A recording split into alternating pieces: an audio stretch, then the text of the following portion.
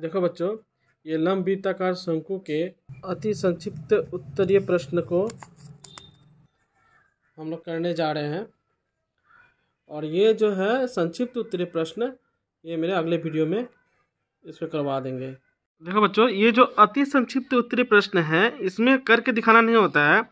अगर आप किसी भी तरह से इसका आंसर को अगर टिक चिन्ह कर दिए तो सही होगा।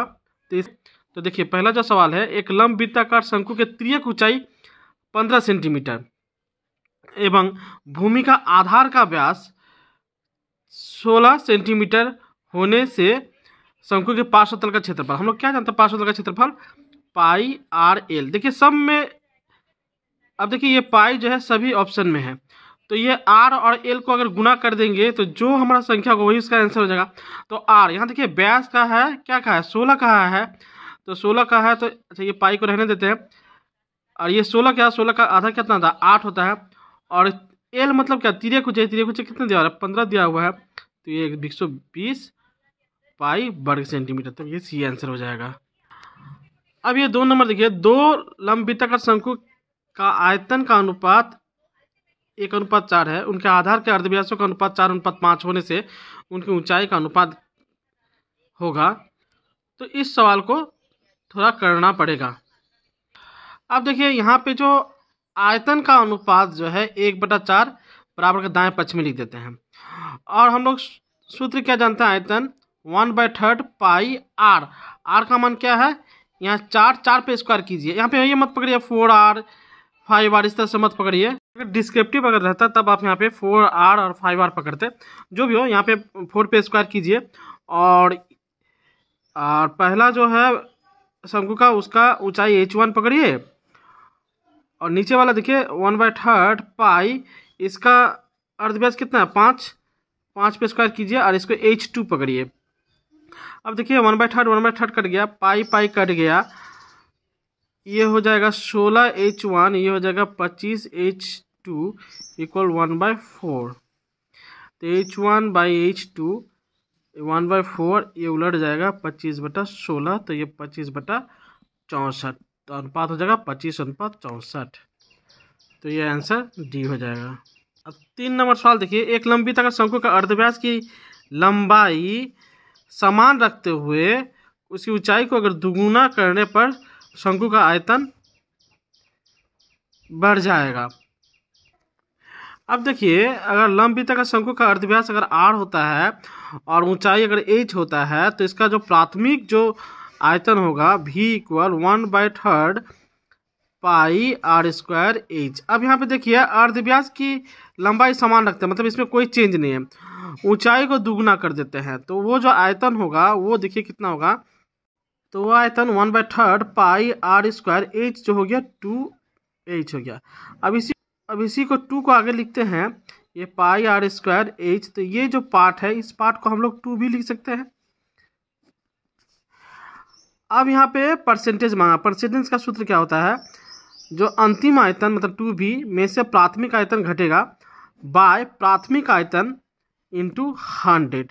तो देखिए v/v इक्वल 100 कट गया, ये हो गया 100%, तो इसका आंसर हो जाएगा 100%।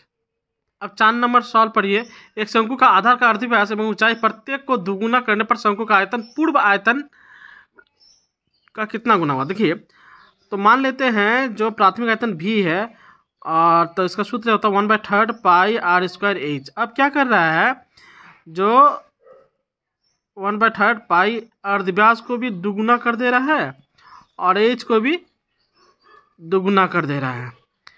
तो ये देखिए 1/3 पाई, ये हो जाएगा 4r पे स्क्वायर, और ये 2h, इस 4 और 2 को गुना करके पहले लिखिए, और 1/3 पाई r² h, यही पार्ट देखिए हमारा क्या है, v है ना, तो ये 8 × v, माने प्राथमिक आयतन का यह 8 गुना हो गया। आंसर क्या हो जाएगा, डी। अब ये 5 नंबर सवाल देखिए, एक लंबवृत्ताकार शंकु का अर्धव्यास की लंबाई r/2 इकाई एवं तिर्यक ऊंचाई 2l इकाई होने से समग्र तल का क्षेत्रफल होगा, वो आपको बताना है। अब एक काम करते हैं, समग्र तल का क्षेत्रफल को अगर ए से चिन्हित करते हैं, हमारा सूत्र क्या जानते हैं, पाई आर एल प्लस आर, ये ना सूत्र होता है। अब कहा है जो अर्धव्यास वो आधा हो गया, देखिए r/2 हो गया, और ये तिर्यक ऊंचाई वो 2l हो गया, और ये अर्धव्यास भी r/2 हो गया। तो इसको आप देखिए, इसको गुना करते हैं, ये 1/2 से, ये r को बाहर में रखते हैं, इसको 2 से इसको गुना करेंगे। देखिए पाई आर, ये 2 से गुना करेंगे तो ये कट जाएगा तो l बचेगा, और ये r, ये 2 और 2 से गुना करेंगे तो r/4 होगा। तो ये हमारा होगा, तो इसका आंसर देखिए कौन सा हो गया हमारा, ये बी नंबर हो गया। 3 नंबर जो सवाल है, इसको सत्य और गलत बताना है। एक लंबवृत्ताकार शंकु के आधार का अर्धव्यास को आधा और ऊंचाई को दुगुना करने पर शंकु का आयतन समान होगा। अच्छा, मान लेते हैं हम लोग शंकु का आयतन क्या जानते हैं, पाई आर स्क्वायर एच, ये ना होता है। अब देखिए यहाँ पे क्या कहा है शंकु का अर्धव्यास का आधा कर देते हैं, तो ये क्या हो जाएगा, r/2 पे स्क्वायर हो जाएगा, और ऊंचाई को दुगुना कर देते 2h कर देते हैं। और इस पार्ट को अगर हम सॉल्व कर रहे हैं तो पाई r²/4 × 2h, ये कट गया। तो देखिए ये हमारा क्या हो रहा है, पाई r²h, और ये 2 रह गया कट के, तो ये 2, तो देखिए तो इसके समान क्या ये हुआ, ये समान हुआ नहीं हुआ, तो इसका मतलब क्या हुआ, ये हमारा गलत है। अब देखिए एक लंबवृत्ताकार शंकु की ऊंचाई, अर्धव्यास और तिर्यक ऊंचाई एक समकोण त्रिभुज की तीनों भुजाएं हैं, एकदम सही है। देखिए हमारा एक शंकु का ये देखिए ये h हुआ, ये अर्धव्यास हुआ, और ये हमारा तिर्यक ऊंचाई है, तो ये लंबवत रूप से रहता है ये ऊंचाई, तो ये देखिए समकोण त्रिभुज हो रहा है, तो ये हमारा, तो इसका आंसर सही है। अब ये रिक्त स्थान को पूर्ण करते हैं। एबीसी समकोण त्रिभुज का एसी कर्ण है, एबी भुजा को अक्ष मानकर त्रिभुज के पूर्ण चक्कर में जो लंबवृत्ताकार शंकु बनेगा उसका व्यास क्या हो जाएगा। तो यहाँ पे देखिए इस तरह से कहा है, ये कर्ण जो है ये एसी है, और ए बी ये अक्ष है, इसको अगर घुमाएंगे तो जो शंकु बनेगा, तो इसका मतलब क्या होगा, बीसी क्या हुआ, ये अर्धव्यास होगा। तो यहाँ मांगा है जो उसका अर्धव्यास क्या है, तो उसका अर्धव्यास जो होगा वो बीसी होगा। अब देखिए एक लंबवृत्ताकार शंकु का आयतन भी घन इकाई एवं आधार का क्षेत्रफल अगर ए होगा तो उसकी ऊंचाई क्या होगा। तो हम लोग जानते हैं जो आयतन जो भी इक्वल 1/3 आधार का क्षेत्रफल इंटू ऊंचाई होता है। तो यहाँ ऊंचाई मांगा गया है, तो इसको देखिए ये h जो है अगर इसको रखते हैं, ये 3 इसके साथ क्या गुना हो जाएगा 3v, और इसके हर में ये आ जाएगा, तो ये 3v/a होगा इसका आंसर। तो ये हो जाएगा 3v/a। अब देखिए एक लंबवृत्ताकार शंकु बेलन और एक लंबवृत्ताकार शंकु का आधार का अर्धव्यास समान हो, उसकी ऊंचाई भी अगर समान हो, तो उनका आयतन का अनुपात कितना होगा।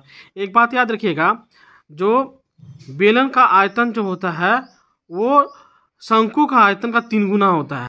अगर मान लीजिए ये शंकु का ऊंचाई और ये अर्धव्यास जितना है, एक बेलन की ये ऊंचाई और ये अर्धव्यास दोनों, अगर ये अर्धव्यास बराबर है, ऊंचाई और ऊंचाई बराबर है, तो एक बात याद रखिएगा, इसमें अगर 1 लीटर पानी है अगर रखा जाएगा तो इसमें 3 लीटर पानी आएगा। तो यहाँ बोल रहा है उसका आयतन का अनुपात मांगा है ना, तो बेलन सबसे पहले है, तो बेलन में 3 लीटर अगर पानी होगा तो शंकु में 1 लीटर पानी होगा, तो अनुपात हमारा ये हो जाएगा।